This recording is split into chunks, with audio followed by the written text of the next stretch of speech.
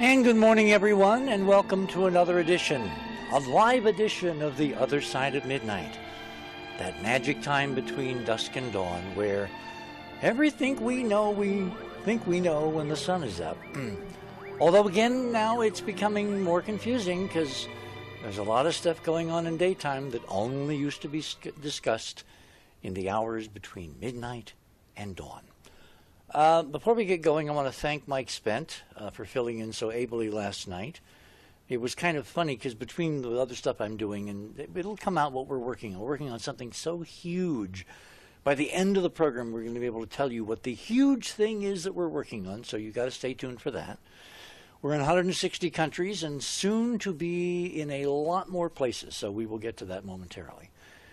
I did want to begin tonight with an homage to something very, very strange going on in this culture right now. If you look at theothersideofmidnight.com, go to Radio with Pictures. My first item, there is a gunman on the loose in a mall in Seattle. 3 are dead. There was a confusing report that maybe 4 had been killed. An unknown number of people have been injured. This goes, of course, hand in hand with what's going on in Charlotte. Has been going on several nights there. Went on in Tulsa with Terrence Crutcher, who was, literally on the police video, you can see in the copter shot, just gunned down. Just an average citizen, SUV breaks down, penalty, death. This is like Orwell. This is like something out of the worst science fiction that I ever read back in the 50s and 60s when the dystopias were beginning to come into favor in science fiction. This has got to change. So, item number 2. This is one of the things that can change it. Elon Musk's SpaceX, which had a major on-the-pad explosion last week, a couple, 3 weeks ago, thinks they've now gotten down to a cause, and it's not a UFO. And the reason that's important is because until we can get off this little speck of dust, until we give the human race mental sanity with room, living room, and the contact with who we used to be, what we're seeing tonight playing out in Seattle and in Atlanta and in Tulsa and in Charlotte and in all kinds of other places all over the planet that we don't have time to list because it would take the 2 hours. Unless a game changer is introduced into the human condition, this is not going to change. It's only going to get worse. Think of the report from Iron Mountain. Which brings us to item number 3. The U.S. Senate Committee today approved the 2017 budget for NASA. Anybody want to take a wild guess at the number of billions of dollars that NASA was given this today by the House and the Senate as per the appropriations process? $19.5 billion. And I'll bet you all think that is just an accident. Well, the game changer that we're going to talk about tonight, completing in terms of the opening part of this series, what my friends and colleagues so ably did last week, we're going to talk about what we found in the solar system and what it means for us. Who the hell are we? And I'm going to begin tonight with a colleague and an old friend. Well, she's not that old, but we've known each other quite a while. And she was in on this from the beginning, so we're going to kind of take a leap back in history, lay a foundation for what we thought we might know then and what we know now. And then in part 2 of tonight, second hour, bring all my panelists back and we're going to have an interesting free-for-all because we're all going to get a vote in what the hell does all this mean. You're on the other side of midnight. My name is Richard C. Hoagland. There's a last quarter moon up there and a very frosty sky in the land of enchantment, and we shall return.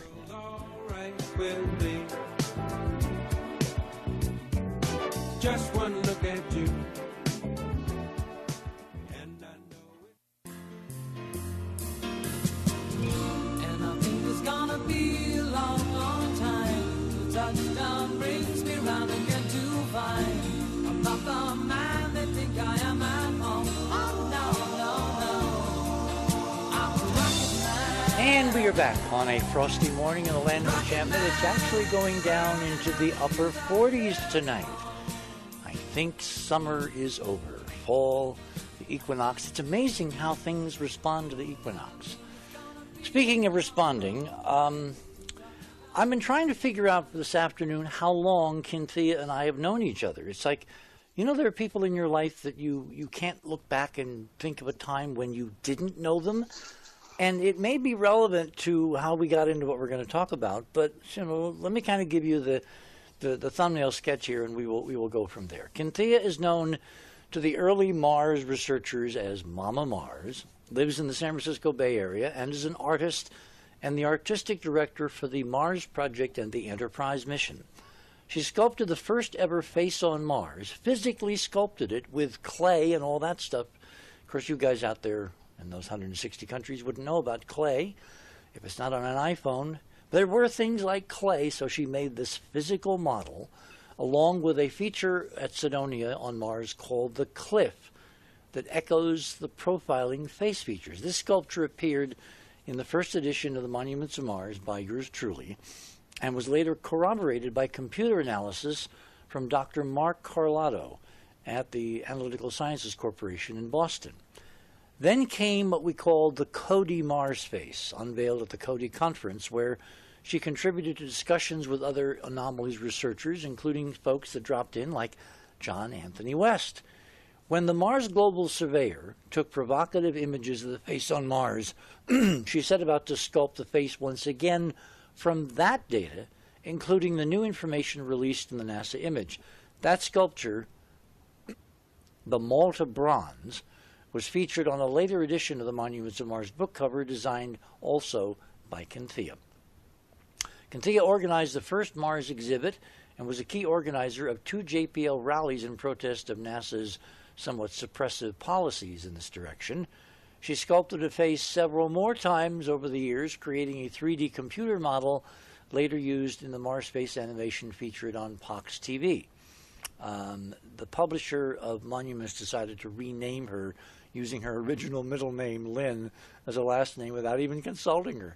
Anyway, Cynthia has dedicated more than 17 years to studying and sculpting the face on Mars, along with other analyses of other, and now an endless parade of extraordinarily anomalous objects on Mars. Cynthia, welcome to the other side of midnight. Thank you, Richard. It is definitely a pleasure to be here among other curious minds and forward thinkers. So thank you very much. I'm very happy to join you tonight. Well, it was quite. When I'm looking back and I'm thinking, when we began looking at this crazy idea that there had been an ancient civilization on Mars, which A, the space agency hadn't thought, we were smart enough to know about, so they didn't tell us. And B, when the images came out, everybody instantly said, trick of light and shadow, trick of light and shadow. So how was it you got to the position, or how did I get you to the position, I guess, where you would tackle this incredibly arduous, literally backbreaking process? So kind of enter the story there. What prompted you to do what the officialdom had not done in 15 years? Well, at the time, you'll remember, in fact, even at first, when you first saw the Viking face on Mars view, you also you thought it was a trick of light and shadow. And then Pietro Molinar sent you a set of photos.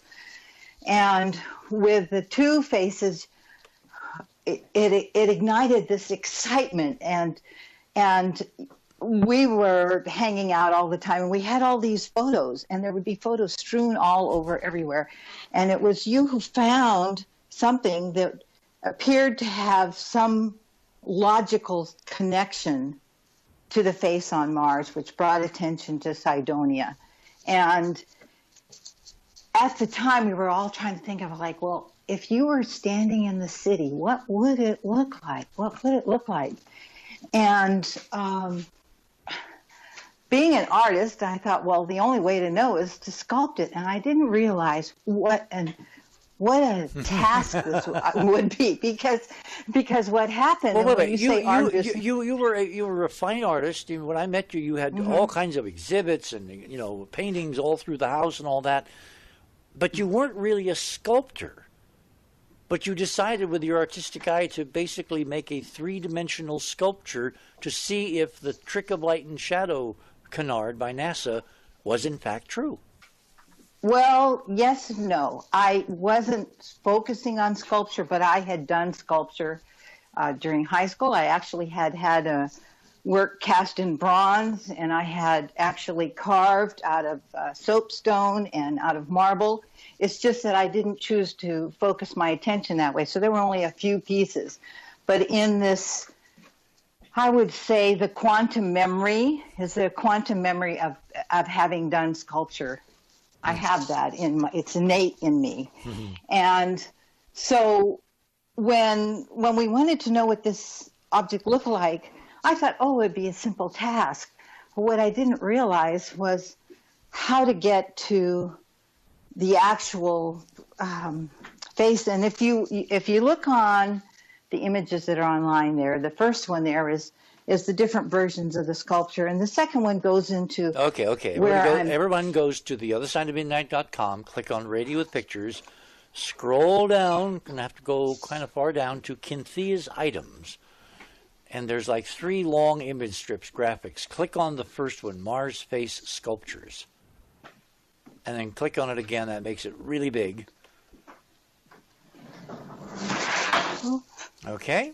Sorry, that was a huge painting sliding down. Give me 1 second here. I got to slide it back up. There must be a ghost in the house here. It's like Mysteries of the Museum. Wow. They come alive. This is really weird. It's never done that before. That's what they all say. Okay, there we go. There we go.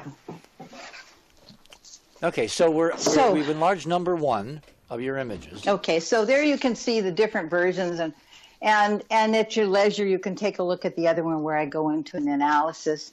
But here's the thing, is that first I was just curious to say, oh, how does it look? And I thought, oh, simple, it'll be simple. And I set up a projector on a long board where I could create the 2 different sun angles. Mm-hmm. And I would sculpt, and I would sculpt and sculpt and sculpt until I got it just to what I thought it would look like. And then I would photograph it. And then I bring it into the computer and put it alongside the NASA, let's say, the low sun angle, and get it just what I thought was precise. Mm-hmm.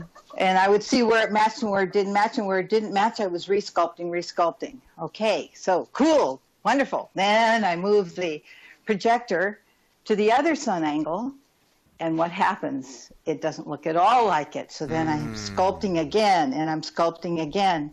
And I get it to where I think it's sort of like that, and I take the pictures. I can't tell you how many hundreds of pictures I took. Bring it into the computer. Does it line up? Does this match? Does this not match? Okay, sculpt, sculpt, sculpt, sculpt. Then, all right, they think you're done. Go back to the other sun angle. It doesn't match again. So it was this back and forth, back and forth. This went on for weeks. I remember you complaining about your back. Yeah, because I had to lean over this sculpture to get, I had to have the sun angle, the light projector. I had to see it the way the NASA photo was appearing. So it wasn't like I was standing up sculpting it. I was leaning over all the time. But what I want to say here is it was a really delicate balance to find where those 2 light angles were intersecting with each other. To find, back and forth, back and forth, back and forth, back and forth.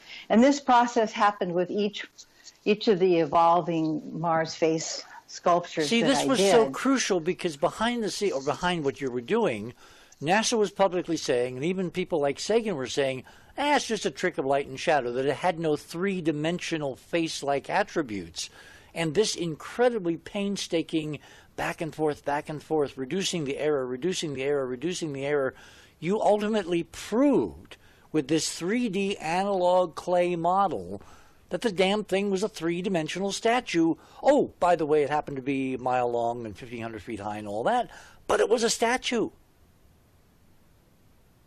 Well, and also the other thing is, at that time, there were a lot of people who thought we were just, out to La La Land. So I had to convince myself, too. It wasn't just sculpting the sculpture. I took those images, NASA's images of the face, and I analyzed them, trying to see okay, is there a symmetry here?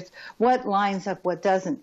And even though the face is not symmetrical in terms of like mirror-like, the basic structures of it are symmetrical. And you can see that in the second long panel where I'm doing analysis, that the mathematics, the plateaus that are going around and so on, they were symmetrical and they were lining up. Well, this thing sits on a platform. It's just bizarre how it sits neatly on this platform, and yet it appears to have two different, I don't know, representations on each side, like the appearance. Yes, right. And this was kind of what evoked in us the thought, well, I wonder, it kind of looks, when we would take the mirror and kind of would say, on that other side sort of looks like a lion. And then, bam, it dropped in. Well, the Sphinx, it's human and feline. And this connection of like the humanoid feline features has been haunting the Mars face question. Because it brings to mind, well, what is the question, or the connection between Earth and Mars? And I remember you did some calculations about the Earth rising up behind the face on Mars, Yeah, they're just called, added to that magic. They're called precession calculations, and they're based on mainstream work that was coming out of NASA. So what we did is we plugged in the angles. If you stood in the center of those pyramids we called the city, and looked across the face several miles to the east as a kind of a profile, which is what your model shows, what would you see behind it? It turns out that 500,000 years ago, the face would be kind of homage to the Earth going around the sun like a brilliant planet, setting and rising behind the face on Mars, standing in the center of those pyramids. So that was my provisional age based on the alignment data, based on what it would have looked like, based on your sculpture, if you had stood there and watched the Earth 500,000 years ago rise behind it. Yes, and the other thing that was like a magical surprise that came out of sculpting this was that there was this feature behind the face called the cliff.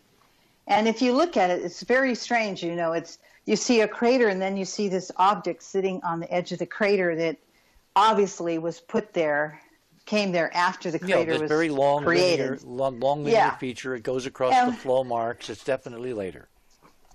And so we just sort of thought it was a kind of a random shape. But as I proceeded to do the same thing with that and sculpt it, one day I was picking it up, and I lifted it up to eye level, like if I were in the city looking out to it. And this huge, awareness dropped in, and I said, oh, my God, it's a profile of a face, too. And then I looked at the face on Mars in front and the cliff behind, and it was like it was echoing it or framing it. And I thought, oh, my God, I'm the first person on this planet who's seeing this. It was like being teleported. I can't tell you the energy and the electricity that came off of that moment.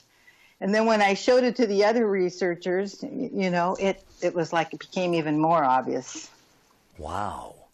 So the whole tableau was meant to be seen from those pyramids that we call the city.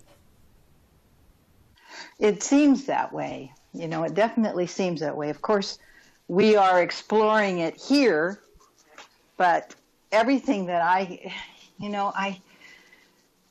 am convinced, as the more and more I look at these Martian features, not the fort, there are just so many of them that they are artificial. I've had to, in my own personal life, go a solitaire, because it's not like the circles of people that are around, all think about civilization on the planet Mars 500,000 years ago. It doesn't work that way. It does kind of spoil you, yes. Yeah. So we were like a band of it was like an electric time. Each of the researchers, Carlotto and Van Flandern and McDaniels, each researcher was bringing in their expertise in trying to solve this puzzle, and the camaraderie in those early times was electric, was absolutely electric. And I remember at the Cody conference when we were all around discussing what things could be, and the enormity of it. And what I kept hearing from all the researchers is how many obstacles they were encountering in their own fields, from their own peers. And I realized, these men who were in professional fields, what a lot of courage it took for them to come forward. I'm an artist, so it's not like I have some big career to lose. People expect artists to be forward thinkers, but these... Well, Dr. McDaniel was there at Sonoma State. He was what's called an epistemologist, which is the science of how do we know what we know. And he came at this from a very logical perspective. He just looked at what NASA was doing. He looked at the worth of what we were looking at, and he wrote a whole book on the basis of the fact that, NASA was not being logical. It was just not, it was not being forthcoming. By the way, did you ever, if we go back to Radio with Pictures, go to, again, theothersideofmidnight.com, click on Radio with Pictures, scroll down under My Items to item number 4. Did you ever see this? Oh, you mean me? Yes. Oh, well, my computer just went into sleep, Richard. I'm sorry. Well, hit it again. I'm waking it back up. I'm sorry. I didn't See, in no other area in radio could you get away with saying, "Oh, my computer just went to sleep." And of course, now I've typed in my password 3 times trying to wake it up. Okay, number 6 under My Items there, Radio with Pictures. Yeah, okay. Tell me when you got it. Okay, I'm in now. See your items, so that would be above my items. Yes, above yours. Yes. Okay, so, number 6. So 1, 2, 3, 4. They have little numbers under them. So. Not on my page, but it's it's a horizontal one. No. It says, keep going. Number 6, up higher. It's the composite of the face. Oh, okay. You see it? The one that looks like sunrise? Well, it's a composite. It's a left and a right. And it's in color. And it's number 6. Okay, yeah. Okay. Well, I don't see a number 6, but I see the... Click on that. Yeah. Okay, now is this an image is familiar to you? Because this is so bizarre. This is in terms of composition. The left hand of this is a composite of a black and white image and a color image from 2 different missions. The left-hand side is from Mars Surveyor. The right-hand side is from a spacecraft called Mars Odyssey, which had a color camera called Themis, and they took pretty high-resolution color. So what I did was, that was the only image ever taken from the Odyssey spacecraft of dawn, with the sun rising in the east. Mm-hmm. But the sun is not up yet. This is what it looks like when the sky is lit before the sun is up. And yes, and why is it so luminous? All that luminous color and all those different prismatic thingies, it says to me, glass.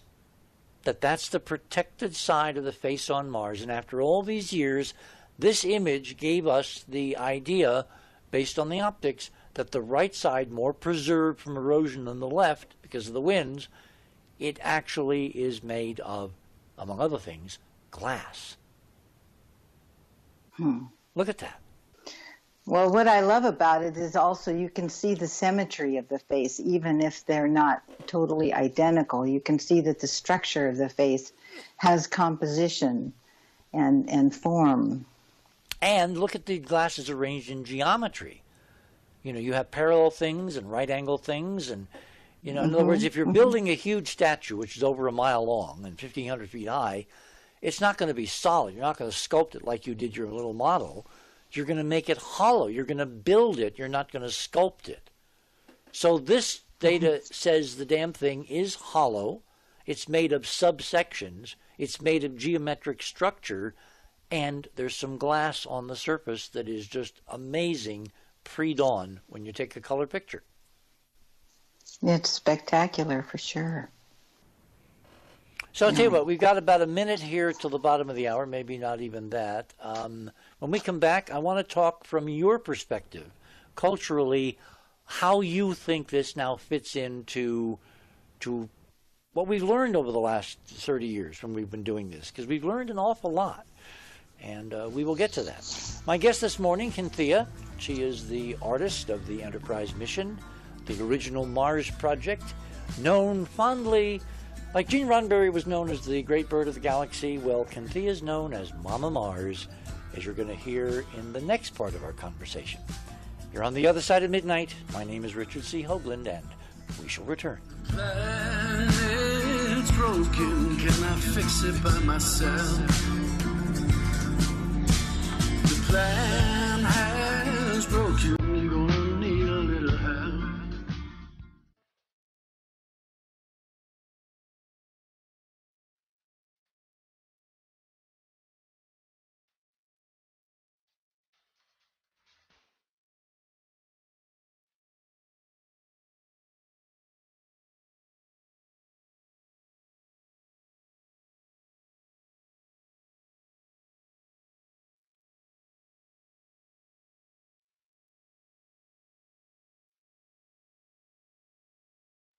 And we are back on the other side of midnight on this Saturday morning, end of the week. We've survived another week, and next week is going to be absolutely beyond belief. So get ready. We're going to talk toward the end of the show about some of the things that are going to happen here. We're going to try to prepare you for what's happening there, meaning anything that's not here. So, Cynthia, we have more images on the on Radio with Pictures. So let's go back to images, and we'll kind of creep up on meaning. But see, to me, right, as we kept going through these iterations, I got more and more ideas about what the heck was going on in this place. So where should we go next? Number 3? Yes, that would be the rallies. Americans yes. for Open Planetary Research. Oh, you got to give people the background on this. Well, okay. There were actually 3 rallies, 2 of which I was a key organizer together with David Laverty and Jim Gressroot. They contacted me. It was funny because David contacted me so reluctantly. He thought I was like some famous person who might deign to talk to him. I just laughed when I heard that. But he in our circles was known as Guido, and he would pull off these secret missions at night, like plastering the New York Times place with Mars photos and so on. Anyway, the 3 of us were not very happy what was going on with JPL and the images. And so in November of 1996, while you were at Cape Kennedy in Florida and we were in Pasadena, we were pulling off a rally. And this composite of images is of the two rallies. And there was a third time we went down there to JPL. And there were so many Mars enthusiasts who came and joined us. And I remember the night before the rally, Jim and I, we were in Jim's garage creating these big signs and painting signs, and, so we would have stuff for them. It was like this mission that we were on, because we really wanted to wake up public attention to what was going on. And well, no one had ever demonstrated about space. I mean, the networks actually covered it because they were mind-boggled that enough people gathered in those plazas in front of JPL that afternoon and those mornings actually cared and gave enough of a damn about it that they would make a political issue. And so, yes, it got a lot of coverage. Right. And at one point in one of the rallies, I think it was the one in 97, the police had come trying to stop us. And further down in the image, you see that they're the police and they're talking to us. And so I said, well, you can't arrest us for walking the crosswalk.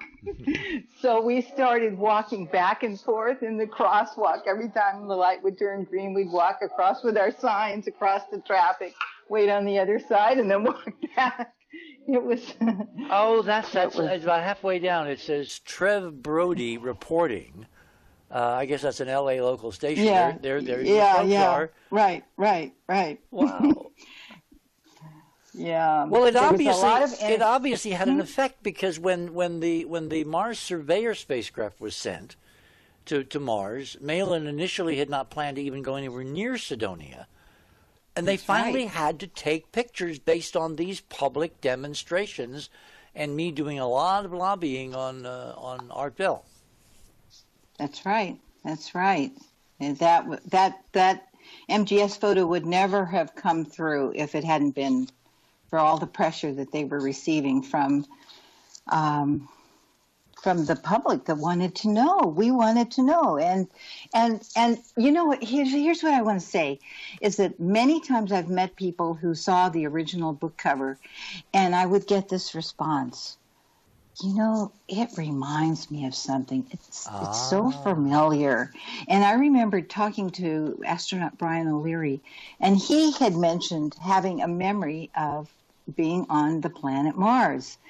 And so when you look around the Earth, Markowasi, a huge, island-type base, and the Sphinx and other features around the Earth that echo what we seem to be seeing on the planet Mars, it begs the question, well, really, who were the Martians? Well, who are we? Well, exactly. And, I mean, did you ever hear the numbers I did on the probability that the face on Mars and the Sphinx at Giza here on Earth are, have the same symbology? Remember, man, lion, or hominid lion? Right. And then the sine of one is equal to the tangent of the latitude of the other, and the odds of that happening by accident are kind of like 7,000 to 1. So you've got two places on two different planets that are talking to each other symbolically and artistically, and one of them just happens to be a mile long. Yeah, it's awe-inspiring, honestly. That's what captured me, is that every time I would look at that face, a face only a mother could love, by the way, when I would look at that face and ask myself, well, are you real? I went into this almost trying to figure out, well, are you real or are you not? Am I just making this up? And the more that I studied it and immersed myself in it, it became a silent language. There's what we say with words, but there's also what we intuit with our quantum faculties, if you will. And this memory factor that I kept encountering, not only in myself, but in the other researchers, or in the public when we would go out and do the rallies, what we would hear from other people in the public as they would stand around and look at these photos.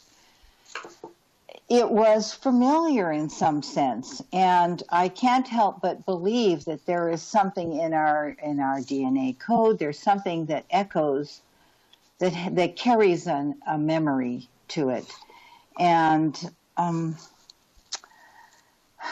it's, when I say it's a nonverbal language, the great inventions that have come on this planet, they didn't come through words. They came in a swift, intuitive knowing. It's something like an insight comes through and the inventor follows through on that.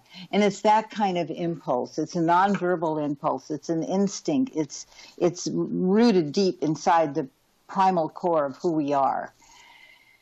And, well, it's that question that kept driving me throughout the years to rigorously discipline myself to explore this. I mean, as an artist, I have always chosen to be, unencumbered and free in creating my art and really go out there. And here I was, in a sense, tying my hands to being religiously or disciplined to not fudge on what I was seeing. In fact, when I had been going through the details from the Vikings high image and in my sculpture, okay? So when the Mars Global Surveyor image came out and it didn't have the correct contrast, everyone called it the cat box because it just looked like sand, and everybody was saying, "Oh, NASA bombed it. Oh, NASA did this and that."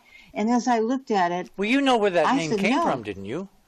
It came from Art Bell. The night that this image was published all over the world, Art had me on, and of course, Art loves cats. And he just come from the bathroom, apparently, where they were testing out some kind of new automated cat litter thingy, which scares the hell out of cats. And he said, "Good God, Dick!" He says he looks like something, in my cat box. And that's why it became called the cat box image, because Malin did everything he could to take that image at the wrong angle, the wrong lighting, the wrong season, the wrong everything. Well, what I really want to emphasize here is among the Mars circles, everyone was saying that NASA had in some way damaged the actual face on Mars. And as I looked at it and I saw the details there, I could trace them into my model. And I spoke up and I said, "No, everything is there. It's just that the contrast is incorrect." Yeah. All the things that I was seeing in the Mars Global image, it was in my sculpture. See, this is what I loved about what you did, because you took your whole artistic background and you focused it on a scientific methodology of proving in a 3D model using the best data we had, a stereo pair, 2 separate images, 2 separate angles, 2 separate sun angles, that the damn thing really was a statue. So then when some of these crazy people, and I would get them myself, they would call me up and say, "Hey, Hoagie, they went and they nuked the face." You were able to do point by point and show, no, Malin just took it under the worst possible conditions at the worst possible angle so everybody would think it was not real. Right. Gosh, NASA actually playing with people's consciousness in science. You'd never believe that. So looking back now, I mean, you guys had a kind of a love fest the other day when I wasn't able to be here, and we're going to have one again, I think, toward the end of the show. We're going to talk about everybody looking at what this means. But what do you think now, looking back over all those decades, when you look at all this junk lying around in these curiosity images, there is zero doubt, zero doubt that there was not an ancient civilization on Mars, maybe more than one. And when you look back in terms of the work at Cydonia, how does that make you feel that, damn it, we were right, us crazies were right? Relieved.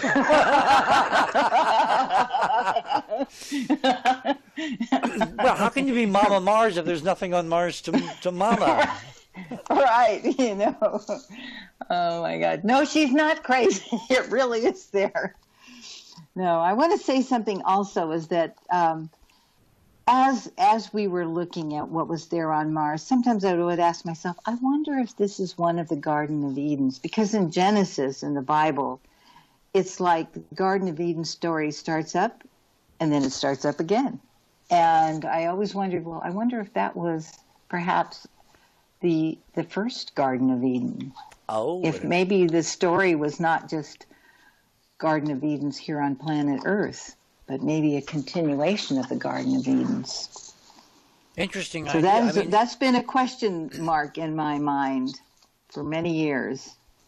Well, there are lots of textual connections to where you might actually think, if you look at the original Hebrew, and I should have Stan Tenen on to talk about this, but there's an awful lot of Hebrew which has what you would think Martian overtones in some of the language.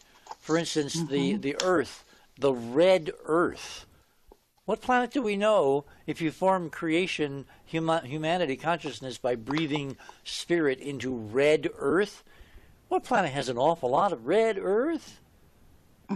See, that kind of thing. So the implications that come with this data, now that no sane person can look at these image after image after image after image and say it's not there. So then you get to the extraordinary position of, what the hell does it mean? What does Cydonia mean to you? I mean, we've got some friends that are thinking some pretty awesome things about Cydonia. As an artist, when you look at Cydonia and realize now they, whoever they were, did it, how does it strike you? Oh, it's like touching an ancient memory that resonates a chord of awareness, and it's a wake-up call. It's like, okay, let's be more conscious. We don't want to repeat what happened there. It's a wake-up call, and I feel that's why it's so timely that now it's getting attention again, because our Earth is on an edge right now, and we need that wake-up call.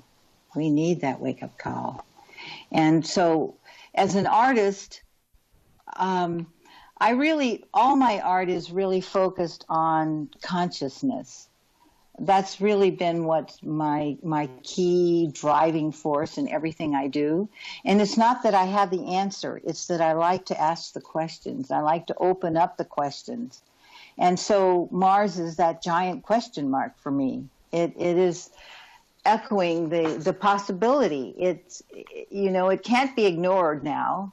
And what is it going to mean as information around the world goes that, yes, there was an intelligent civilization on this other planet. Things are going to have to be reevaluated. Things are going to have to be renewed, resurrected, big mind shifts. And I don't think it's going to come easily, because change is not normally greeted or welcomed. Change is like resisted. And so I feel that the artist's role in our culture is to be like a spearhead on a rocket, to open up the possibilities. That's what Star Trek was about, great art.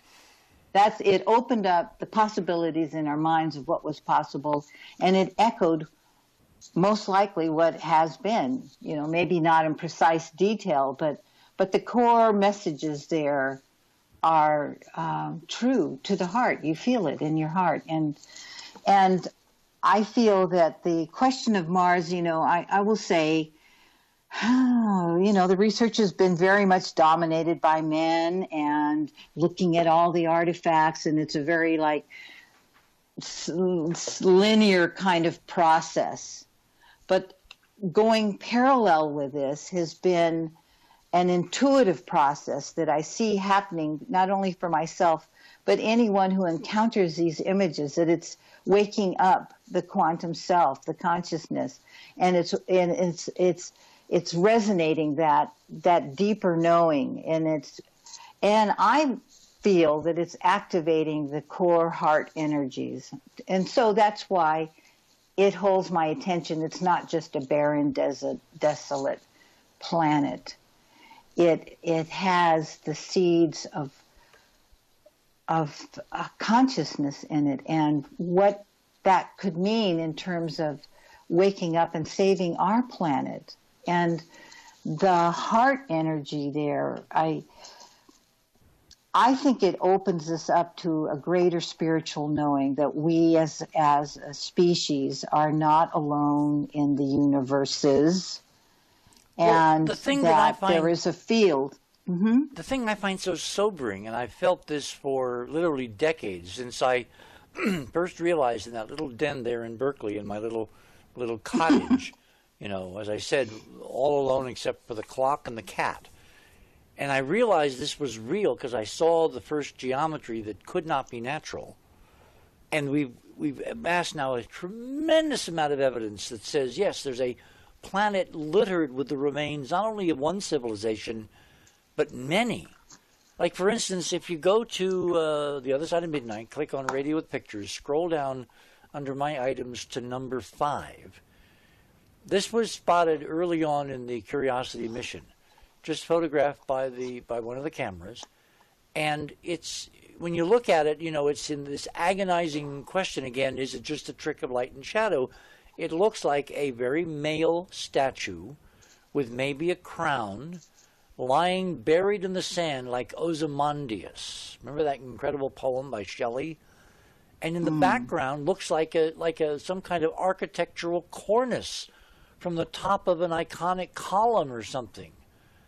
And it's just lying there like Ozymandias, so incredibly evocative.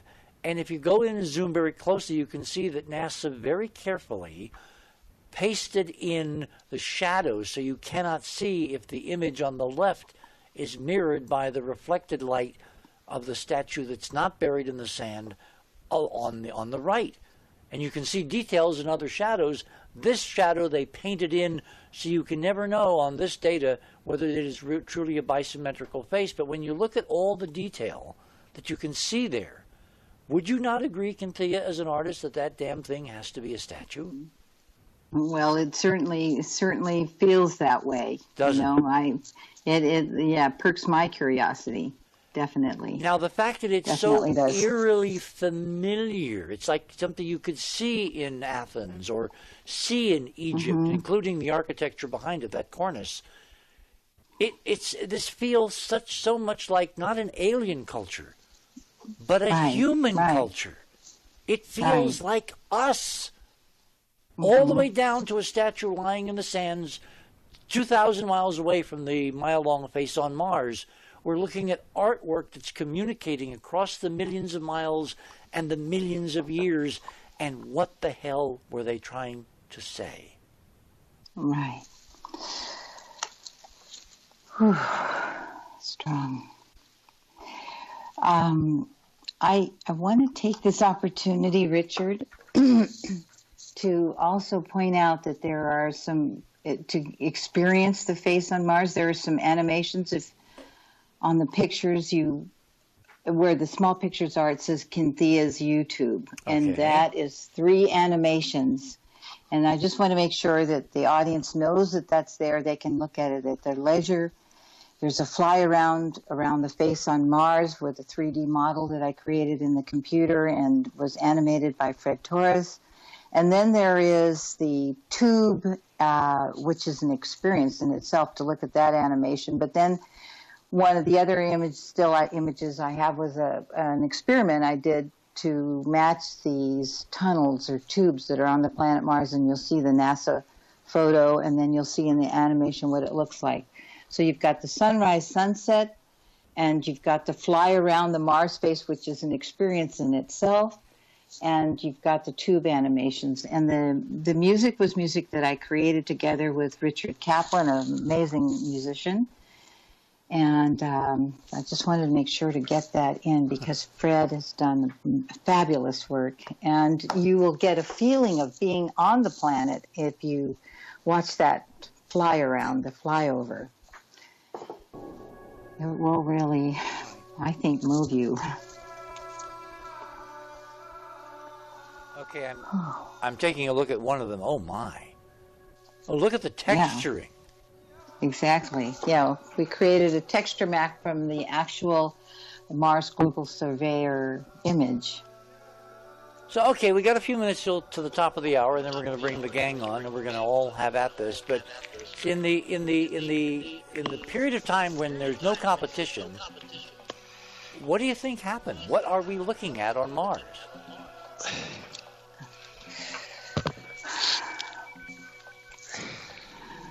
I think we're looking at the big lesson. Painful as it may be, but exciting too.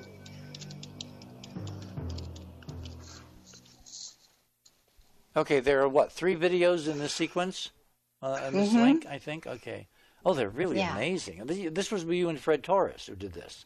Yes. You can make them full screen. I mean, what's eerie to me is how the computer model, which is a lot simpler and does not do things to your back, looks like the clay model. In other words, the very idea of analog and digital meshing, of giving the same answer. And remember, in the beginning, everybody listening to the sound of our voice, they thought we were nuts because NASA said it was a trick of light and shadow, and it was so hard to overcome the idea that it had to be a trick because nothing like that could be real on Mars. And of course now We know there's so much else at Cydonia. I mean, have you seen some of the detailed analyses that Keith Laney has done with the incredible geometry and the depressions all around the D&M pyramid, and then the comparative work that Andrew Curry did to compare like surface artistic views of what that geometry would look like? I mean, we have so much data now over what we were working with way back then, but it is interesting that we seem to have nailed it. Yeah, and for me, an exciting thing was on the very first face on Mars that I sculpted. It was Dr. Mark Carlotta who came in and did a simulation afterwards on the computer, which confirmed what I had created. And I thought, wow, that was a shocker, because computers were just getting going in those days. And to have someone come in and verify it was like, wow. See, that's another thing. When we started this, which was something like 30 years, does it feel like more 30? 33, more like 33 or so? Oh my God! Where does time go? None of the appurtenances we now take for granted, Photoshop and YouTube and Google and global social media, none of that existed. We were doing the researchers. We were connecting on the old computer where we just had little black and white like text messages going back and forth, and reams of paper with these little text messages coming through. And you couldn't send images. You couldn't, the bandwidth, it was totally, it was dial-up modem, for God's sake. So, so this was really, evoking another line from Star Trek. It was kind of like stone knives and bear skins. Yeah, so when Dr. Mark Carlotto came forward, that was like, wow, you can do that? And remember how he made a 3D and then we rotated it around, and then I got this idea of putting it at the front on the first several dozen pages. When you open the Monuments of Mars, it's kind of like one of those flip cards where you scroll, where you use your thumb and you scroll the edge of the page. You'll get this little flip animation of Mark Carlotto's three-dimensional rotating model of the face on Mars that matches Cynthia's hard copy in three-dimensional clay. And by the way, matches the animation that you'll see in that YouTube video. So, hold it there. We're at the top of the hour. We have a short station break. You're on the other side of midnight, everyone. When we come back, we're bringing the gang, the imaging gang, and all their diverse opinions about what the heck have we stumbled over. And then the more important question, what are we going to do about it? Because just us guys knowing about this, it doesn't mean anything. We've got to diversify and democratize this, as you'll hear in the next hour. You're on the other side of midnight, and we shall return. Don't go away. I'm your captain. I'm your captain. Though I'm feeling. I don't want to talk about things we've gone through, though it's hurting me. Now it's history. And we're now into our second hour on the other side of midnight on this Saturday morning, August 24th. August, what am I saying? September 24th. Well, see, it's still Mercury retrograde, so I take no responsibility. ABBA in the background. So let me introduce the gang, because you know them by now. Our imaging team. Cynthia, you've already met this morning. There's Keith Laney, Will Farrer, Tommy Jensen, Andrew Curry, Chris Maroney, and way over across the pond, Robert Harrison. Good morning, everyone. Welcome back to the other side of midnight. Good morning, Richard. So I'll tell you what. Why don't we've got about 5 minutes here before the next break. If everybody can do it really quickly, go through how you each got intrigued with the idea of a civilization on Mars. Keith, you start first. It's almost like I always knew this, Richard. I mean, I remember being in grade school and writing a paper about a missing planet, yeah, so, but actually the first time I actually got a real inkling of it was when this crazy guy with immaculate hair showed up on CNN pointing at it. Oh, my gosh. Okay, hang on. Will, what grabbed you about this crazy idea? I might have to admit that it was ever since I was a young child I felt a connection to Mars, and when I listened to you out on the other radio shows that you were doing and picked up your book, as well as J.P. Skipper, give him some credit too. He had a great website out there for a while. I was sold. Okay, temperatures fusing. Thomas? Hey, hi everybody, and thank you for letting me on your show, Richard. Here, my thoughts on the civilization on Mars is ever since childhood, I've been fascinated by the universe, not only Mars, but I do believe that some of us comes from or have some origins from Mars in one way or another. Oh, and interesting. Interesting. Started Okay, all right. all the way from childhood. We'll get into that after the break, okay? Andrew?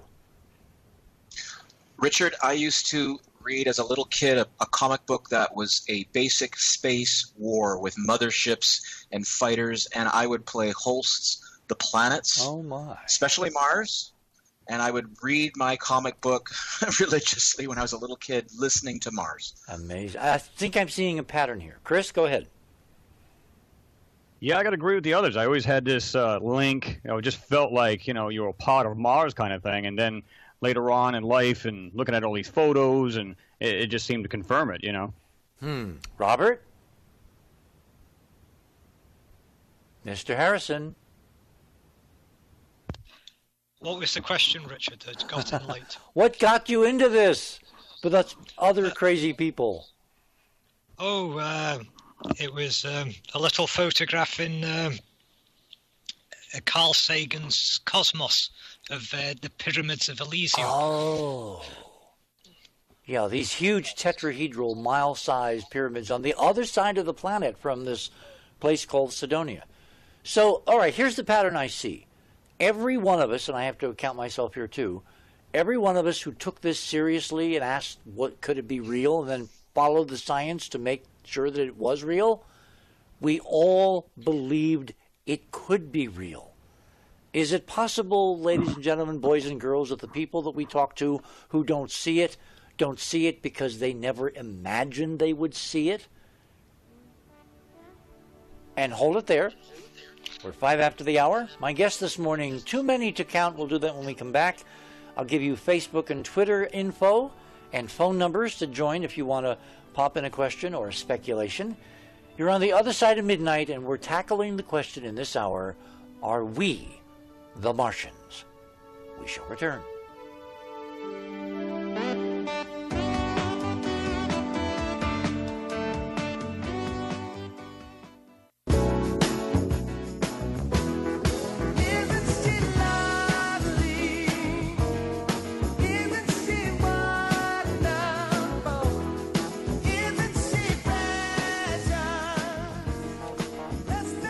And on a moonlit evening, early morning from the land of enchantment, with Stevie Wonder in the background. Okay, everybody, again, this pattern is intriguing. Everybody who's involved in this, like we are, also believes it's not only potentially possible, but maybe even likely that one of, or not maybe more than one of, our many, many, many, many, many lives in this reincarnative model actually may have been spent on Mars. So I think it was, Thomas, I think you were saying something like that. Yeah, I talked about that we could be originated from Mars and a lot of other planets. Our universe is so big, so if Mars would be the only place that the humans came from, or was, how to say it in English, created from, or being a part of, and then it would be weird to me if it was only Mars that we came. But I believe that part of us originated from Mars. There are many angles to look at it. There is a spiritual angle, and there is a physical angle.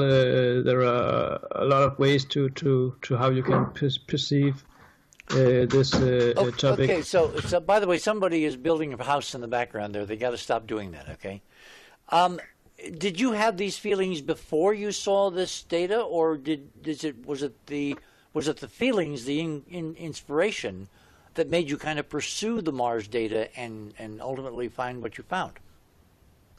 I have had this feeling since I was a childhood that there was more in our universe than we were able to understand with our human minds. It's an intuition I have had since I was a little child, and when I grow up, I'm born in 1977, exactly my birthday today. Oh my God, happy birthday.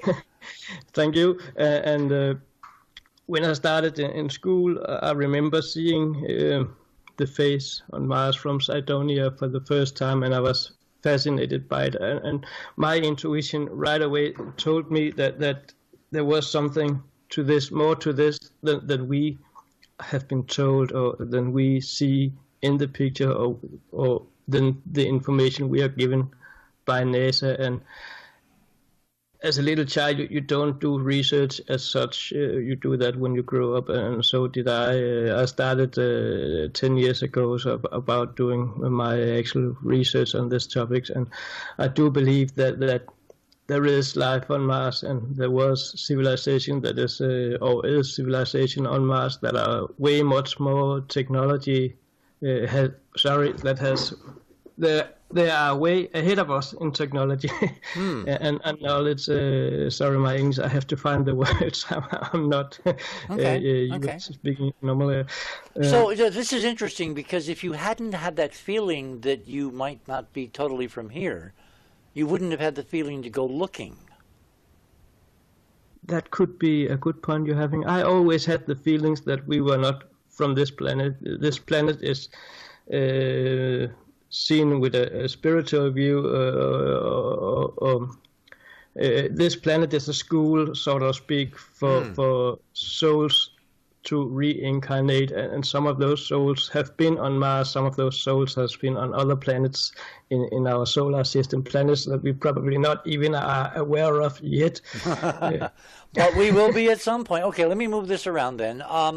Andrew, how did you get involved in this? How did you decide to look up, really up, in terms of art?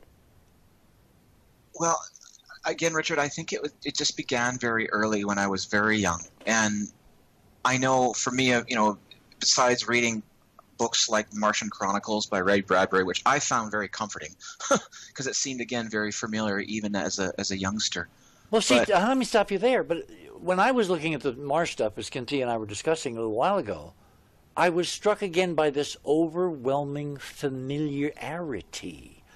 Yeah. And I got this sudden shocking thought one night, oh my God, what did Ray know, and when did he know it? Because Ray Bradbury, when he laid out the Martian Chronicles, the bottom line of all the stories assembled into his novels, the Martian Chronicles, was we have met the Martians and they is us. So then the question is, I'm looking at more and more of this stuff, and of course it's really come out in the last couple of weeks, is we're looking at basically a Martian junkyard. Was it us? Are we looking at us? And as Kintia then said, if we are, what a hell of a cautionary tale. Yeah. I mean, one of the things that we've noticed, look, you can throw a dart. If you're standing on or floating up above Mars' surface right now, you could throw a dart or shoot an arrow and you're going to hit something artificial. Yep. And one of the things that we've noticed, and I know there's this word pareidoia that's just thrown around, and we get a lot of people sort of tossing that our way. This whole idea of a trick of light and shadow and recognizing patterns. I mean, Keith has a really great concept. He goes, well, it's like a plug in a wall. It looks like a face because it is a face because it's supposed to let kids know not to put their fingers in it because it's a big mouth open. So, I mean, it's the same thing on Mars, not that it's a plug-in, but, look, you could have some of these things be tricks of light and shadow. We can see like an old face in the side of a cliff here on Earth. But when you see these faces over and over again on Mars, or what look like faces, and not only that, Richard, but many, many cultures are represented. There's a multitude of artistic styles. We see stuff that looks Mesoamerican, and I'm sure Keith is going to talk about that. We see Egyptian, we see Hindu, like the Cambodian temples. And I mean, I've even think I see something that looks like a classical Greek or Roman piece. So if it's all tricks of light and shadow, and those are only just the artistic forms or the worn down artistic forms, we're seeing stuff that looks mechanical, and the biggest ones are the structure, is the masonry that you see what seems to be like masonry over and over and over again. And Richard, another thing about these mounds, and it's something that Keith has really brought forward with his gigapans, and everybody should go and look at Keith's gigapans. Neville Thompson has done some beautiful work too. He's part of the United Family of Anomaly Hunters, and Keith has done some stunning work recently. But when you crawl through this stuff, the spacing of these mounds, again, just seem human-like in their spacing and how you move through it. And the vistas, the sight lines, again, Richard, it's just familiar over and over again. You know, one of the things I've gotten, we'll obviously have some time to get into this in the next half hour, but I've been watching this traverse, the Curiosity rover's movement, slow movement up the slopes of Mount Sharp. And its traverse almost looks like, and this is going to sound really strange, except maybe the Catholics in the audience, it almost looks like the 7 Stations of the Cross. It looks like they're following a ceremonial route, and they're taking close-ups of ceremonial things that have great meaning. And it may just be that what Keith thinks is this plaque with some kind of a frieze on it, or some kind of a story, kind of comparing it to Mayan friezes. It may be that we have more than one of these in these canyons, Curiosities wandering up, because some other civilization put them up as kind of like national park roadside rest markers to describe what this place is supposed to represent in Martian history. I mean, is that too much of a stretch, guys? Am I just reading like crazy into this? Chris, what do you think? No, I don't think you are. It's not really a far stretch at all. Just looking at a lot of these pans, like Andrew just said about Keith Laney's as well as Neville's, you can see a lot of these things that look like buttes. I don't believe they're buttes at all. I think they're being covered up by the powers that be, so to speak. But we are seeing a lot of mechanical things laying around, which is more advanced. And we're seeing a lot of what look like ancient things laying around. So I don't believe it's a far stretch at all. Interesting. What got you into this? Well, I mean, even as a young kid, I was the same way. I was a big nerd then. I watched everything from Star Trek, Space 1999, Lost in Space, and stuff like that. And I wanted to be an astronaut when I was 6. I'm sure a lot of people were like that. But now, then when you were 6, what were astronauts doing? What year was that? Well, they were on the moon. I was born in 1966. Oh my God, a kid born when we never did not walk on the moon. Amazing. Amazing. Exactly, Think about that. Exactly. So, when I seen this stuff, I was like, wow. And then years later, I saw it on, I think it was in 2020 magazine, I believe it was, A Face on Mars.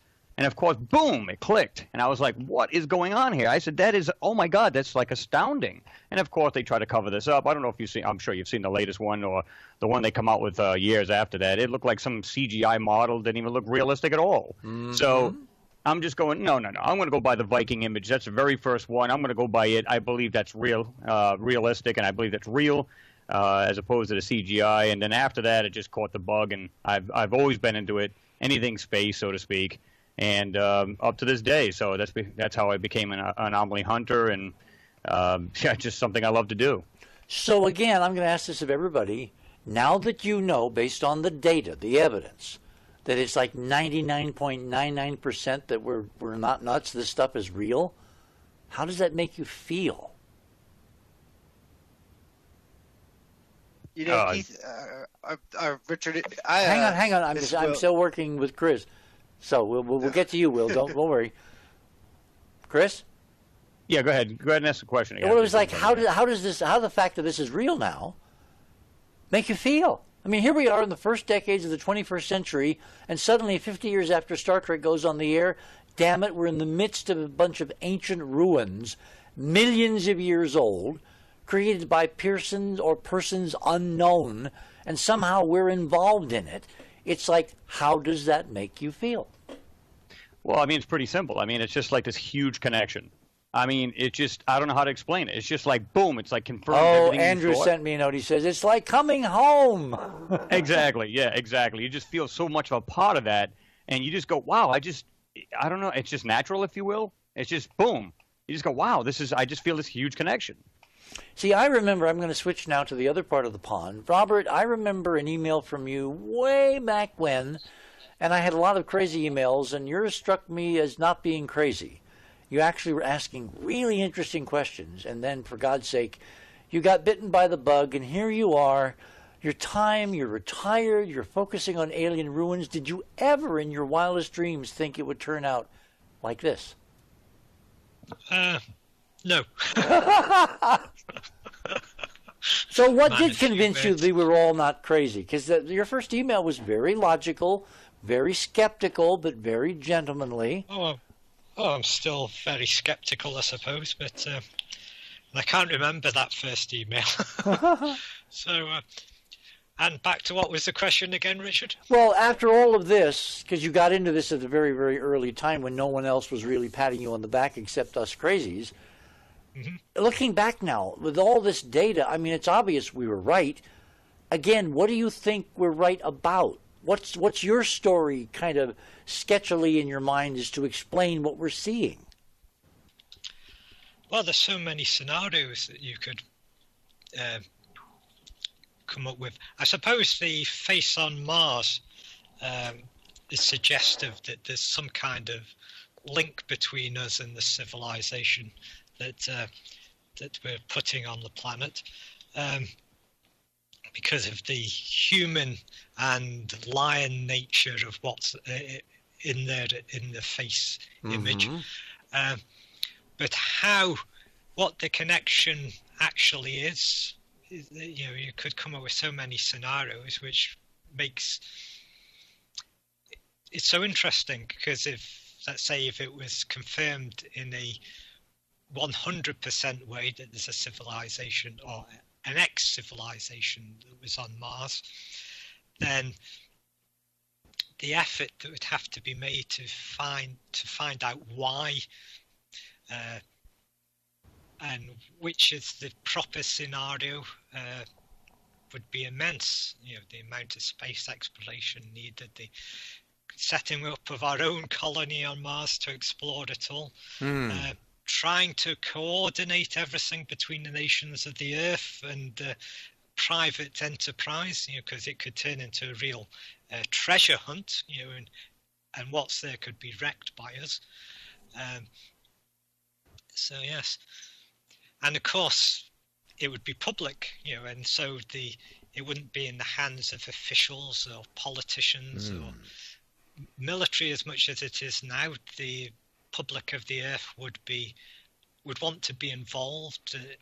Well, see, the thing that's so stunning, Robert, is that now when you and I started this stuff, along with Kinti and all the other folks that we were there at the beginning, we were looking at agencies like NASA or the Russians or ESA, the European Space Agency.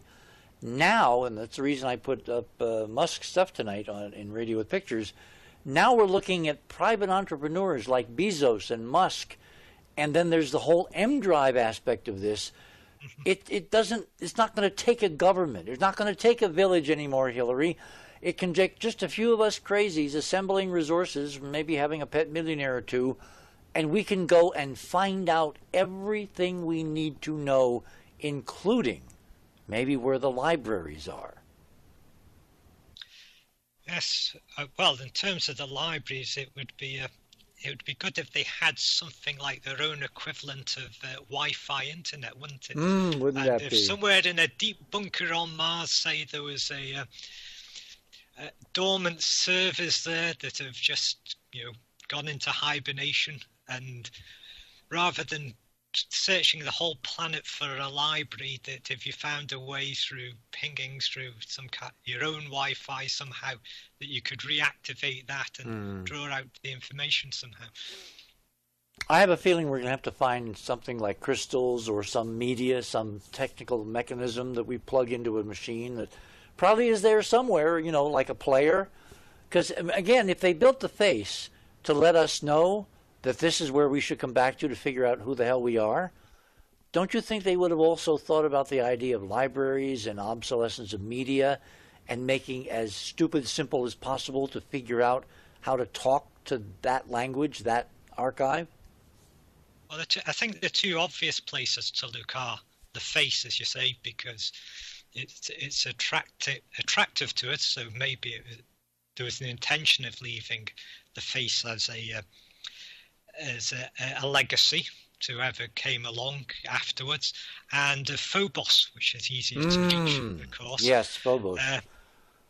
What an amazing place to dock with. Okay, we got to move on because we're only a couple of minutes here to the bottom of the hour. Will, you're on deck. What got you into this crazy business? Well, when I was young, I used to. Oh, he's only in his ancient. 35. Yeah, right. Okay. I'm in my ancient mid 30s. I used to be able to astral travel when I was a younger child. Oh, really?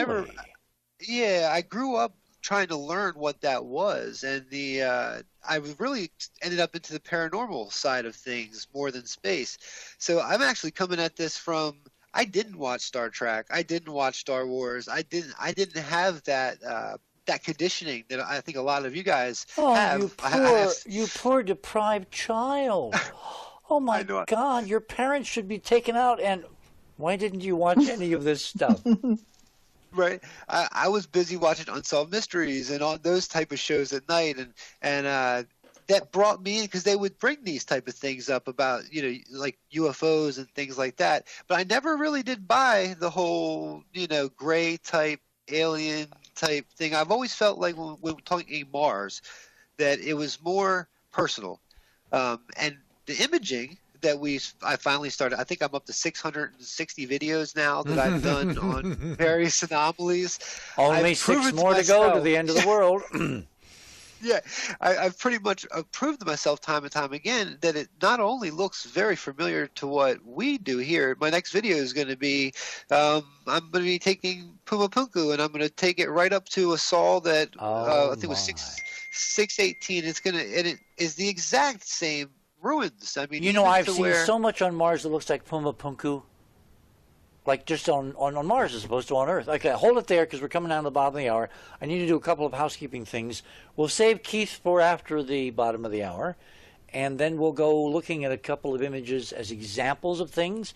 Then I'm going to ask some really, really deep questions. So think about deep questions. I want you to, think deep. If you want to join the conversation and send us a Facebook query or a Twitter question, obviously upper left-hand side of the radio. Of theothersideofmidnight.com, and there's our two little icons there. Click on those. And obviously, this is a program that you're going to want to listen to later, so you need to join Club 19.5 to do that. We have our own library, over 200 programs now, in a very interesting set of arcs and story ideas where we're trying to meld research so that when you listen to the archive, it's more than the sum of the parts. You're on the other side of midnight, live tonight on the radio, last morning of the week, Saturday morning, gorgeous moon up there, with my panelists and the future we shall return.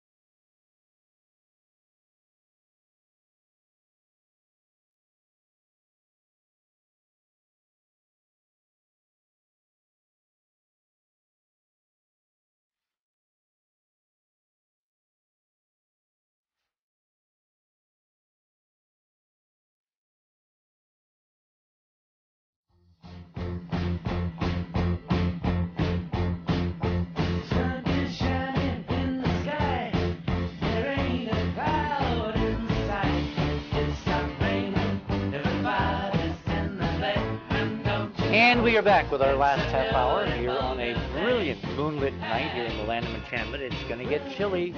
Oh my God, it's 42 degrees.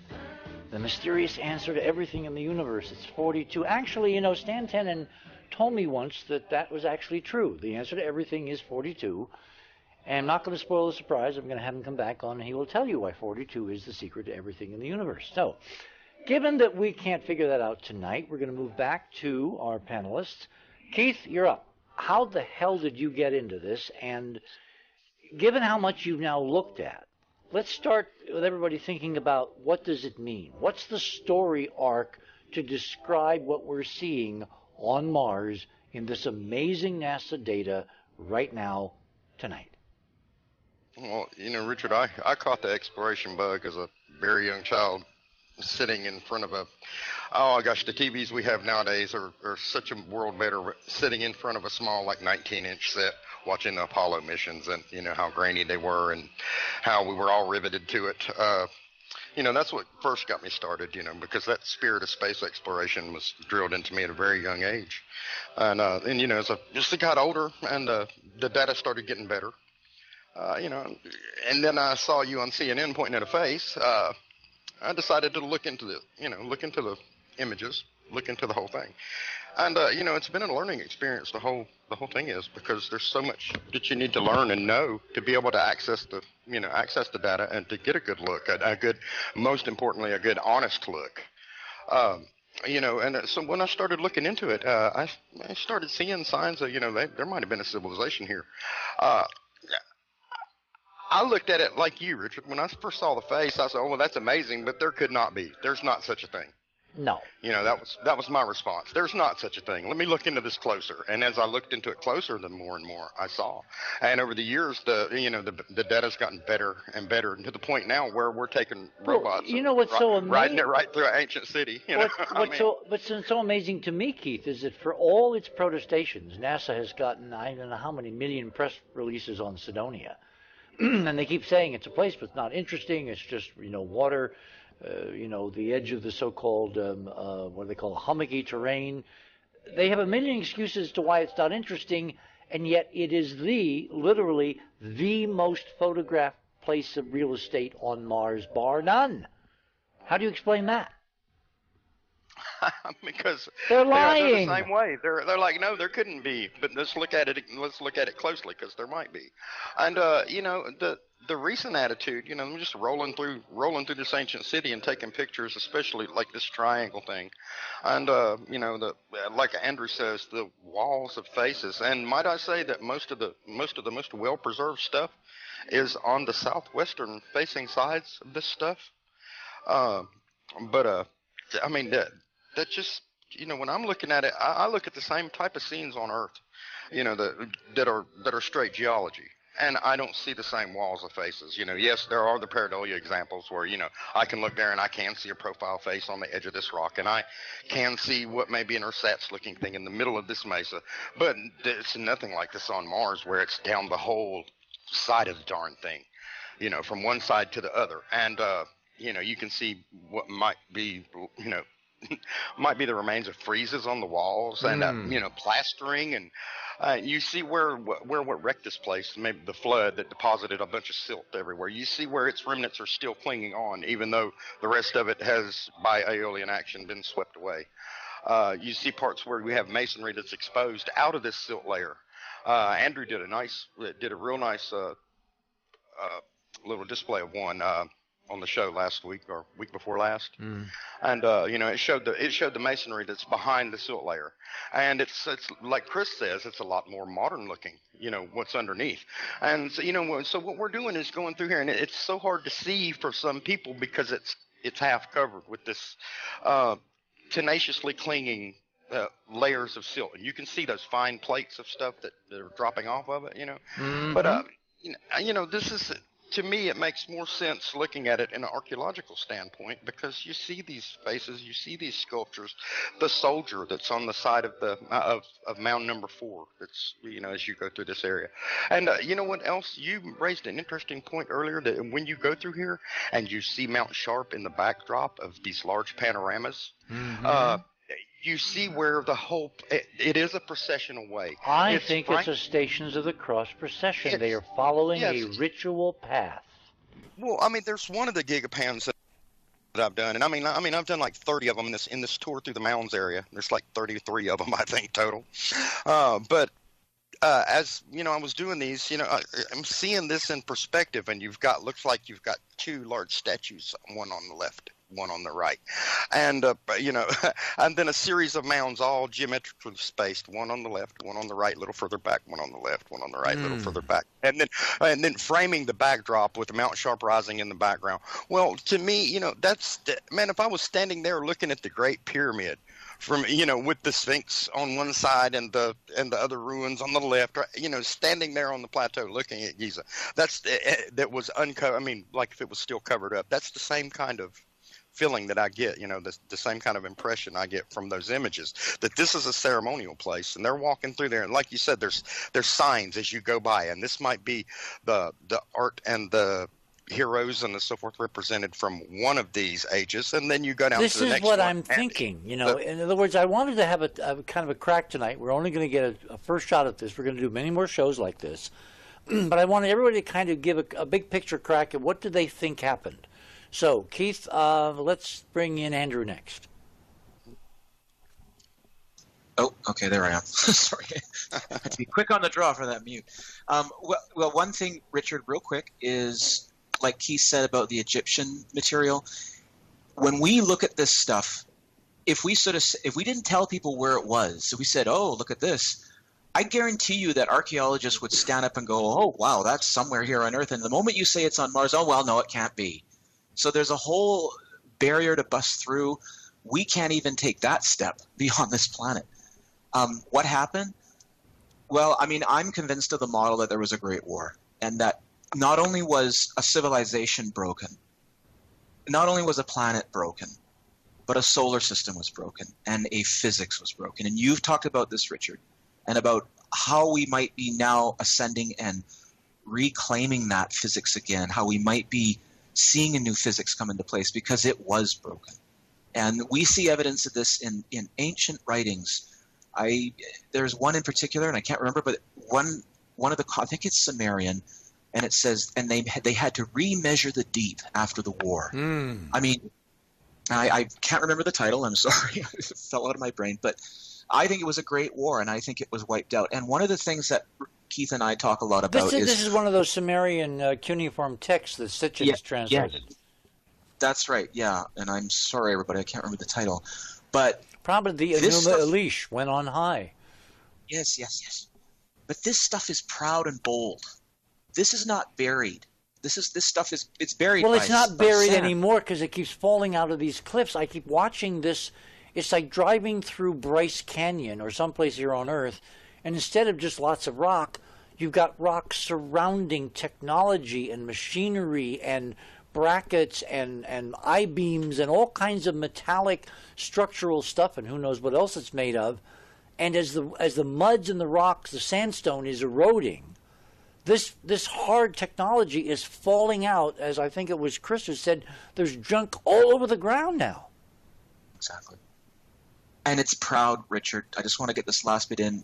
The Candor tetrahedron, when Keith pointed me at some of what we think, again, is sculpture, some of this stuff is pretty scary looking, and it is power. This is a culture of power.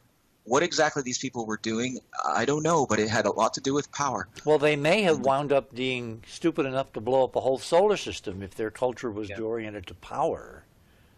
See, I've always felt this was a civil war. I never felt we were looking at invaders. I always felt it was two sides of the super race, the gods, because we used to have these godlike abilities. The physics is what I think it was back then. And can you imagine the titanic, pun intended, clash between two sides of a super race? Have we seen any movies kind of laying this out over the last 10, 20, 30 years? Richard, Disney CEO Bob Iger has confirmed another entry in the Star Wars series. They are going to keep rolling out our history right in front of our face. As the reality. Okay, Will, what do you think happened? Well, I think we're looking at maybe 2 or 3 happenings, just like here on Earth. I don't think we've actually learned our full.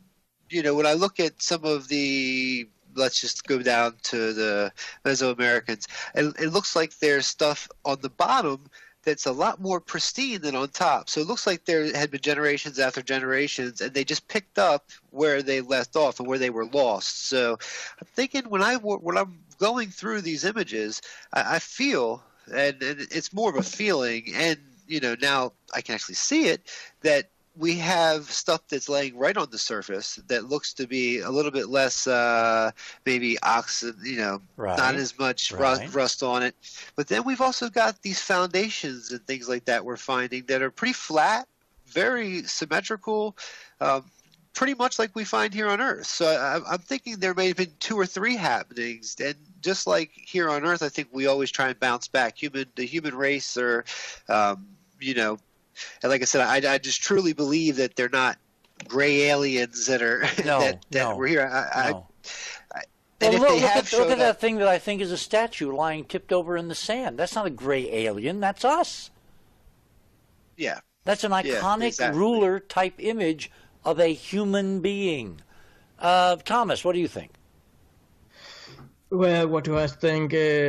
What happened on Mars? When we're looking at rover images, we must remember that we are seeing less than 1% of the Martian surface from the rover's view.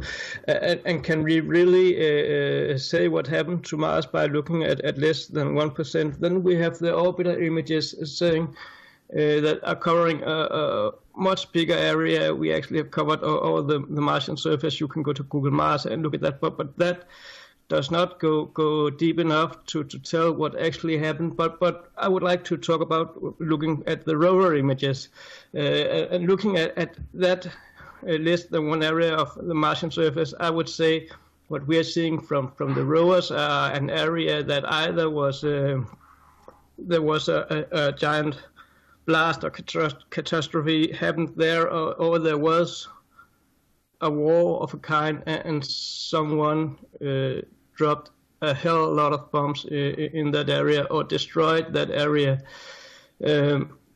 What would be interesting would be when we get the new rover 2020 rovers up there, and we get some new pictures that maybe can give us a new view of looking at it. But for now, I would say that there was some kind of war up there. If it was invaders, I don't know. If it was a civil war, or I don't know. But something catastrophic happened on the Martian surface. And looking at all those rover images, it looks like, and I can't state this, I can only say what I think. It looks like it was one giant bomb that destroyed that area and destroyed what is there. And as Chris also said, it is a junkyard. Everything is spread all over. Correct. And yes, it is a big junkyard, and things has been laying there for hundreds, maybe thousands of years untouched. And I do believe that the civilization that was on Mars during that catastrophe or during those wars went underground, and I do believe that there are still down there underground, and we are only seeing just 1% of what we can see of evidence of a civilization on Mars from those images that NASA are giving us, even though they try to hide it as much as possible. But yes, my guess is there was some kind of war and something destructive on the planet. So let me then ask everybody this question, and I want you to be really honest now. You've been at this now for decades. Your inclinations, your kind of whole bent of your life interest has moved in this direction. It's kind of like early warning, search radar. You glommed onto this as a possibility. The data's now come in. It's almost inconceivable that it's not what we think it is. Has anybody had any dreams about being back there now? Yep. Okay, you want to tell us about them? Well, I had, believe it or not, this is a funky dream. I had a dream that we actually went there because they want to send Martian. people to Mars, I should say. And what was funny is, if you've seen the movie The Martian, I don't know about you guys, but I was so disappointed with it because I expected to see some kind of like ancient something there that was intelligently made, and it was totally, of course, we know who was kind of behind that.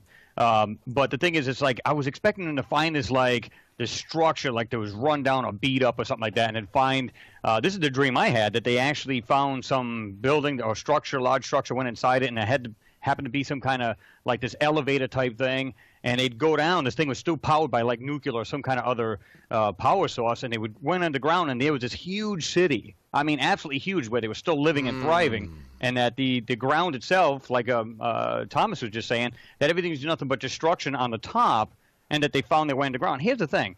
Even today, if we were hit by something catastrophic, some kind of celestial body had hit the Earth right now and just pretty much, went into just totally killed everything on the planet. We have structures, we have underground tunnels, we have all kinds of things. We got the seed vault, we got everything underground. We would still survive one form or another. So I think that's what they had done. Maybe they knew about this impending doom. Maybe they knew if it was a celestial body, that is, and if it was something that they'd done to themselves, because there was traces of these huge areas of nuclear fallout, so to speak. So, yeah, I mean, one form or another, this planet was destroyed, and, like I said, I think they still survived. I think they're still under there as we speak. Do you know there were a couple of 1950s movies that had that as kind of the plot? Remember those B science fiction movies where guys from Earth go to Mars, land in a rocket ship, and they find this underground high-tech culture because there had been a war on the surface? Yep. Eerie. Yep. Anybody just jump in. Again, the thing that I'm struck by is how familiar things are. So then the question is, are in fact we merely replicating here what we used to do there? And if you extend that far enough, are we going to also replicate the stupid stuff we did that wound up with all the ruins we're seeing? Richard, let me say this. I think we're Martians one form or another. And what I mean by that is, if you look, and Andrew said this earlier, you've got the ancient Sumerians, which talked about there was the moon, Earth, and Mars was occupied all at the same time at one point in ancient times. So I believe that's the case. And something just went severely bad on Mars. Now, if you were to push that aside, I also believe in the theory of panspermia. You know what that is, right? Yes, of course. So you've got, for all the people who don't know, it's basically, a planet, or Mars we're talking about, for an example, got hit by some celestial body, some kind of great cataclysm or something like that, something happened. And of course, if it was hit by a celestial body, then all of these rocks and debris and everything else would go out into space, and of course it found its way here to Earth. Now, if there was some kind of living organisms, which they can survive in space, we know that now, and it was like building blocks of life there on Mars and somehow ended up here, well, this is how life started here. So I believe that either way, this is the reason why I say either way we're Martians, and I believe that the ancient civilizations like the Sumerians, I believe those texts are real. I mean, they're not just, did they have sci-fi writers back then, or was this something they wrote about? Was it history, in other words? Anybody Exactly. else? Jump in. Yeah, I'd like to jump in. My sense of it is that intelligence is manifesting throughout universes. It's like a DNA imprint, if you will, and it's not only that are we the Martians, it's that it's all coming from the same field of consciousness. It's like a fractal pattern that's occurring over and over throughout the universes. And so, because before the Martians, who was there? It's. I don't think it's just that we came from Mars. It's that we are coming from the same imprint, the same consciousness is manifesting. And yes, I do also think that they may have been aware that there would be problems, or they were, colonizing Earth, that there was some connection, physical connection going on between Mars and the Earth. But I think that the genesis of intelligence is long before Mars, and has been traveling throughout the universes, and science is showing that microbia live throughout space. And I think that as our instruments become much more refined, we're going to see that the quantum intelligence is really indeed manifesting throughout the universe. I would tend to agree. I think that we're looking at templates, kind of templates in the physics, in the field. I mean, when we found, based on the, which data? It was one of the two rovers. I think it was Spirit. When they found the little fossil, and then they ground it to dust on live television, it looked like an ancient life form in an ancient sea here on Earth. And if that's true, then you got to ask yourself, how did the DNA for that little creature arrive on Mars and independently create identical creatures in the oceans, the ancient, 100, 200 million year oceans of the Earth? Is it possible that we're looking at the given DNA imprint spewed out again and again and again, and it replicates itself in whatever environment it can find, but Darwinian evolution is not part of the plan? Yes. I mean, that's what the data is looking like to me. It's like we used to drive, Subarus and Caddies and Humvees on this damn place.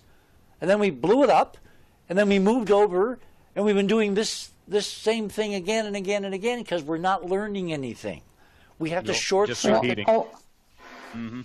Anybody jump I think in? we are learning. I think we are turning. I think we are turning a corner, and I think that's one reason why we are now focused on these artifacts. I think this is pushing us in the direction of a new choice. I don't think we're going to replicate destruction. That's where I stand. Interesting. Okay. Darren's been trying to get in. Somebody wants to say something? Yeah. I've been thinking of this in retrospect, and when you consider this, we have possibly an ultra high-tech civilization that left remnants on Mars due to some sort of cataclysm. Okay. Well, but the things that we're driving by and looking at are reminiscent of statues and big stone structures. Wouldn't it be the ultimate irony that a high technological civilization is remembered only in its ancient ruins? Sort of like if our civilization disappeared, and 10,000 years from now we have some other civilization sending craft around and observing this planet, and the only thing that they can find left from us is the pyramids or Teotihuacan. Or I have seen in some of these images definitely what I think are blocks, huge megalithic blocks, like a megalithic kind of civilization, which I would look at as one of the later cultures that tried to recreate past glories, and they used the materials that they had available like we do. But I also see evidence of incredibly ancient high-tech stuff that's not rock, that's got to be metallic, that's got to be other materials, and it's pristine as the mud and the sandstone around it are eroding. It's like it was encased in the flood through the catastrophe of worlds blowing up in its backyard, and it's only now eroding out again, so we can see what the really ancient high-tech stuff looked like, and it's all smashed because, of course, that was not a very good hair day. Well, Richard, I think whatever we're dealing with here was at one point so advanced that they were able to move moons into place to even here on Earth, where we have a perfect solar eclipse, perfect lunar eclipses. The ambitious people. Well, think about that. Think about that. The moon is exactly the same size as the sun to create an incredible solar eclipse on the Earth, and that's just a random accident? Not. There's so much data now that this solar system was rearranged. So what I'm looking at, though, in what we're seeing so far, the artistry, the statuary, whatever, I don't know whether we're seeing images of them, the ancient ones, the old ones, or we're seeing images of us created in the primeval Garden of Eden, which was Mars in this model, and then we blew it to hell in a handbasket, and that's the collapse story why we had to leave the garden. We drove ourselves out by our stupidity. And now we're going back to rebuild it. Yeah. Richard, the image, think of the end of Planet of the Apes and when Charlton Heston gets off the horse. Yes, you damn idiots, that kind of thing. Okay, we're at the end of the show.